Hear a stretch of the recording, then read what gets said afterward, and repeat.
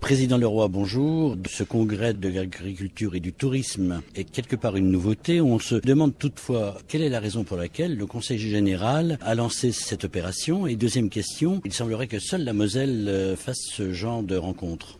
Oui, je pense qu'on est une démarche originale qu'on a commencé il y a 2 ans. L'ambition de la Moselle, c'est de rester un grand pays de production industrielle et agricole. Donc nous conduisons de pair 2 séries de réflexions, l'une avec les industriels et l'autre avec les paysans, parce qu'il nous faut absolument renouveler cette économie mosellane. Alors depuis 2 ans avec les paysans, nous avons lancé des assises dès la fin 2008, précédées par 1 an de travail. Et nous continuons, nous aurons encore en 2010 un nouveau colloque. Je pense que nous sommes en train d'inventer les prémices de l'après-PAC en Moselle, parce que c'est ça la difficulté. On s'interroge tous sur qu'est-ce qui va se passer lorsqu'on va faire évoluer la politique européenne agricole. Et là, on est en train de se préparer. Le thème de ce congrès, qui est agriculture et tourisme, a quelque chose qui, il y a quelques années, était encore tout à fait antinomique. Alors, j'imagine que c'est votre passé d'agronome qui vous a poussé à vous intéresser tout particulièrement et mieux que les autres départements à cela. Pour autant, on sent bien qu'on est dans un virage et que quelque part, le Conseil général est en train de dire aux agriculteurs, débrouillez-vous un peu. Je pense que oui, l'après-PAC, ça va être la diversification. C'est-à-dire que la Moselle est riche au plan du terroir, mais il ne faut pas faire tous la même chose et il faut savoir se diversifier. Nos agriculteurs ne doivent plus seulement se contenter des grandes productions traditionnelles, mais s'orienter sur les désirs des consommateurs. Il faut qu'on réinvente une agriculture de proximité. Vous savez, la Moselle, il y avait beaucoup de maraîchers au XIXe siècle. Il y avait les fraises de Voipy, il y avait des très grands maraîchers.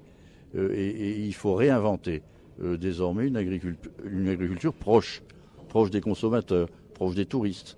Et je pense qu'une grande partie de nos agriculteurs, sans abandonner leur production traditionnelle de masse, devront trouver des compléments de revenus dans des circuits qu'on appelle courts, le tourisme, l'achat d'aliments à la ferme. Et puis il faudra qu'ils deviennent de bons commerçants aussi.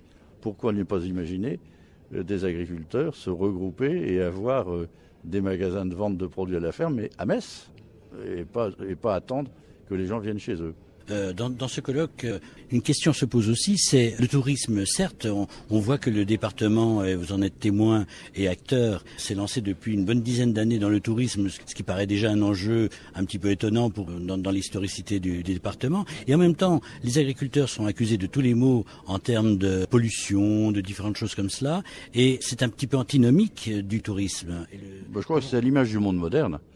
Il faut savoir concilier la nécessité de produire pour bientôt 6 ou 7 milliards d'hommes qui vont avoir besoin de tas de biens, de consommation, de richesses. Donc il faut savoir produire cette masse de demande de milliards de gens et puis en même temps le faire en protégeant la nature. C'est un pari, c'est le pari de l'homme moderne du XXIe siècle.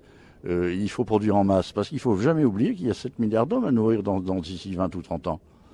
Et puis, en même temps, améliorer la nature. Vous voyez, c'est un sacré pari.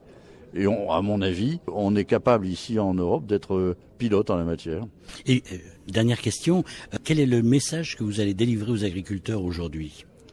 De compter davantage sur eux que dans le passé et de se regrouper davantage. Moi, ce que je regrette un tout petit peu, je leur dirais gentiment, mais c'est que les paysans de mon jeune temps étaient beaucoup plus solidaires les uns des autres que les paysans modernes. Et il faut qu'ils retrouvent l'esprit des paysans de l'après-guerre, vous savez, qui étaient très très regroupés, qui avaient inventé la coopération, souvenez-vous, enfin on en parlait beaucoup. Et puis le développement, la modernité, etc., a fait que les paysans sont devenus beaucoup plus individualistes que par le passé. Et ça, c'est aujourd'hui une difficulté pour eux. Il faut qu'ils sachent se regrouper. D'ailleurs, ils vendraient peut-être mieux leurs produits face à la grande distribution ou face aux grandes usines s'ils étaient groupés. Président Philippe Leroy, merci pour l'Ami Hebdo.